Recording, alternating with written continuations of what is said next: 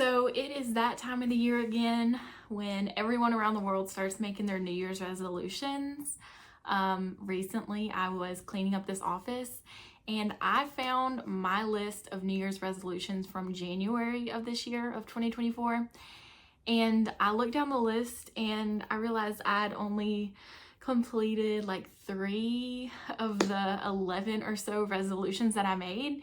And I immediately felt really defeated, like I just had not accomplished anything of value this year.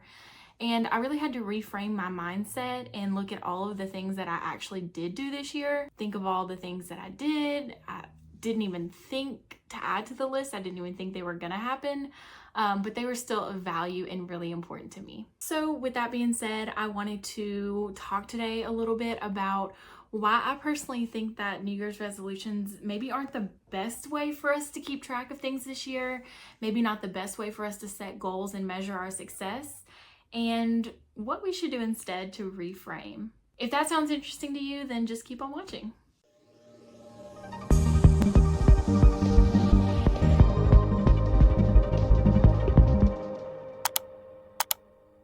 So welcome to the channel. If you are new here, welcome back. If you caught me in an older video.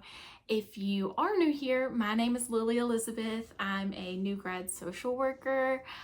So my channel is all about health and wellness, lifestyle content, especially geared to people in the social work career or other helping professions, but mainly young people who are trying to navigate their early 20s, mid 20s, starting their post-grad early careers. With that being said, navigating my first post-grad job has taken up about half this year for me. It's really been an integral part of 2024 for me, and it's taught me a lot about myself, my capabilities, and in reflecting on that and reflecting on the year as a whole and that list of New Year's resolutions that I found, I decided I wanted to talk about why I personally think New Year's resolutions are probably not the best way to measure success, and even how they can be potentially harmful. So first up, the fresh start mentality is such a mental trap. Let's talk about this whole fresh start mentality that comes with the new year, because it's almost like we think it's a magic switch. 2025 arrives and suddenly we are a whole new person. We hear it all the time, new year, new me. But the thing is, we can choose a fresh start at any time. You don't need to wait for January 1st. You can just start today. And to add on to that, time doesn't magically fix our habits. Just because the calendar year flipped a new day doesn't mean that you're going to wake up with a completely different mindset or suddenly have all the motivation that you need to,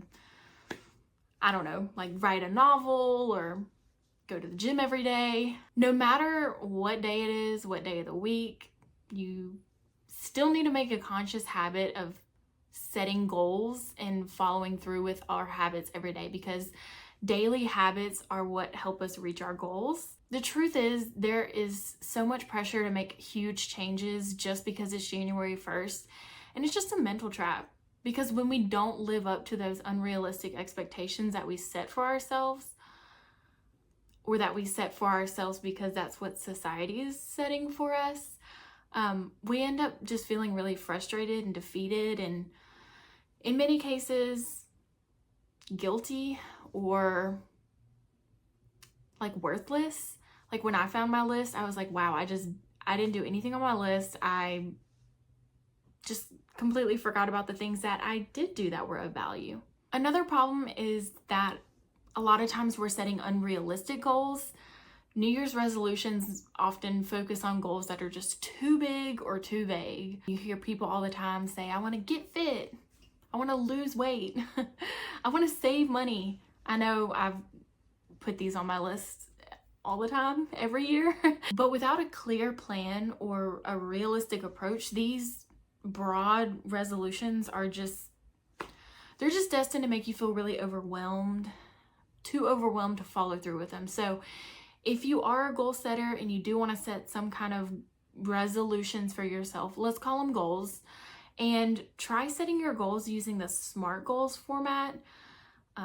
I'll go over that a little bit later, but even with your goals set, if they're too ambitious and not really realistic, like say just a huge change from your current way of life, then you're not going to see results right away. Your motivation dips, and then you've lost the confidence in your ability to change it all.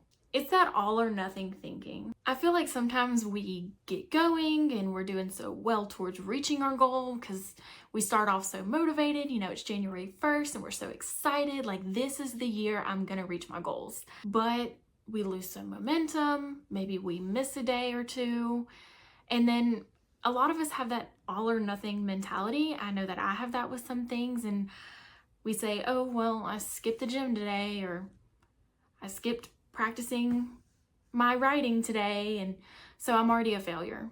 We don't give ourselves grace to just hop back on and get into it again the next day. Consistency is key, and again, we're setting an unrealistic goal for ourselves if we're trying to do something every single day. Or if you don't allow yourself the grace of, you know, I can take a day off here or there. I, for one, know that I'm setting the goal to walk 3 days a week. I know that if I told myself I need to walk every single day, it's not going to happen. If I set the goal that I need to walk every single day, I'm going to fall into that all or nothing thinking. I'm going to feel really bad about myself if I miss a day for some reason. If I'm out of town for the weekend and I miss 2 or 3 days, I'm going to feel like a failure. And ultimately, it's not about reaching the goal.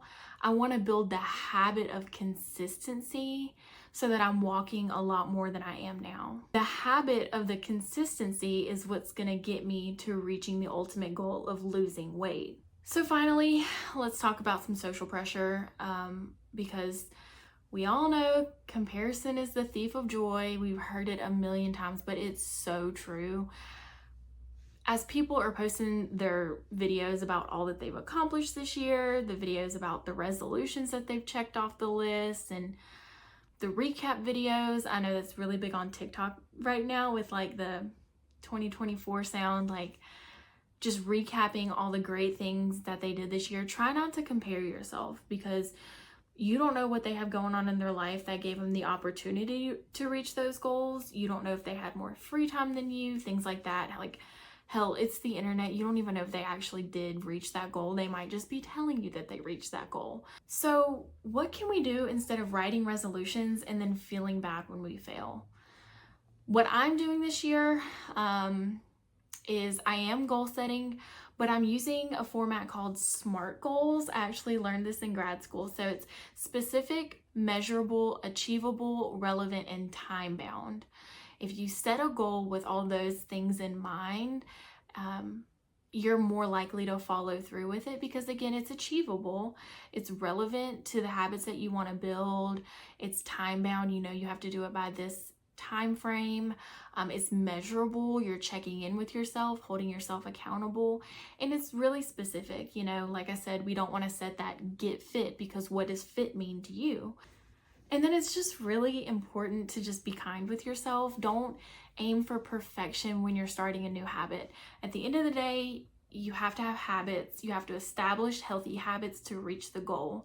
So just make sure that the habit that you're implementing to reach your goal is something that you can maintain for the long haul. At the end of the day, these are year-long resolutions. These are year-long goals. You've got 364 more days to improve if you aren't great at your habit on day one. January 1st, you don't have to be perfect. You don't even have to be perfect December 31st. But as long as you're consistent and you're still doing it and striving towards that goal every day. Because setbacks happen, and when they do, you don't have to give up. Just acknowledge the misstep, learn from it if there's some learning to do there, and just keep going, because the key is persistence, not perfection. Like I said, consistency and realistic goals are key. And then finally, I'm personally going to institute recaps instead of resolutions this year. So with my SMART goals, I'm going to set the yearly goals. They're broken down into smaller, bite-sized monthly goals. So each month I'm going to recap and see how I did with my habits, if I'm moving in the right direction to reach that long-term goal, but also as a point to check in with myself. It's that accountability, but then I can also look back and say, oh, I did this thing this month. It's not even on my list, but look at this great achievement that I had. And I know I keep saying it, but I just want to reemphasize, like, not only do recaps give us a time to check in on ourselves and our goals and make sure we're sticking to our habits and moving towards that major, year-long goal, but they also give us an opportunity to just pat ourselves on the back. It gives us a chance to sit down and observe what went right this month, maybe what didn't go right that you need to alter to reach your goal. And if you start with walking 4 days a week and you say, hey, that's hard for me to keep up with, maybe I should move it to 3, whatever you need to do. But it gives you a chance to sit down and observe what went right, what went wrong, and even remember, things that did happen that you might not remember by the end of the year. So, in my opinion, New Year's resolutions might sound great, but they're not always the best way to make meaningful change in your life. The key here is that you want meaningful change and healthy habits that you can sustain.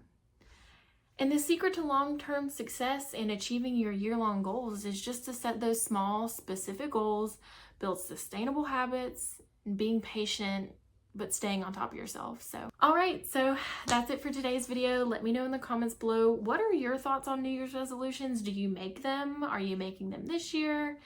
If they do work for you, let me know how you stick to yours. If you found this video helpful, don't forget to like and subscribe for more videos in the future about making 2025 the best year yet.